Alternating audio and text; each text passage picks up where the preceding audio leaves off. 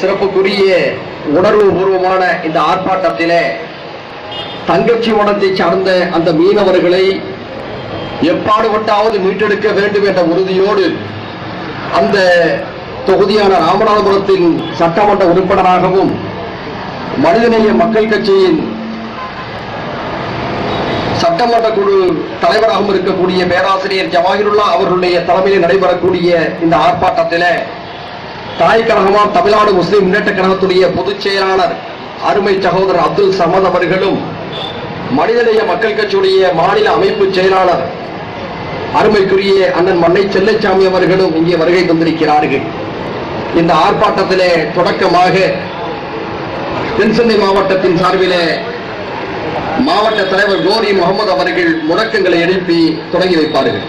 முதல் புலவர்களை வஞ்சம் தீர்க்கும் இலங்கை அரசு உன் குட்டி தீவை சுற்றி வளைக்க வேலும் வாழும் தாங்கி வளர்ந்த தமிழர் கூட்டம் புறப்படும். வேலும் வாழும் தாங்கி வளர்ந்த தமிழர் கூட்டம் புறப்படும். எச்சரிக்கை எச்சரிக்கை எச்சரிக்கை எச்சரிக்கை சிங்கள இழுவை அரசுக்கு பாருங்கள் நெஞ்சத்தை சர்வதேசம் உடைத்தெறியும் தமிழக அரசு மீனவர்களை மீட்டிட சட்டமன்றத்தை உடனே கூட்டி தீர்மானத்தை நிறைவேற்று. போராடுவோம் போராடுவோம் நம்பிக்கையோடு போராடுவோம்.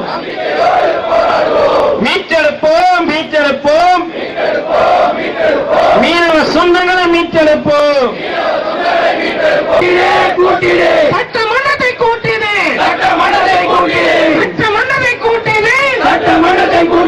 தீர்மானத்தை நிறைவேற்றினே. நடுவன் அரசே நடுவன் அரசே தமிழக மீனவன் இந்தியன் இல்லையா? தமிழக மீனவன் இல்லையா? கட்டி கேட்க நாடு இல்லையா?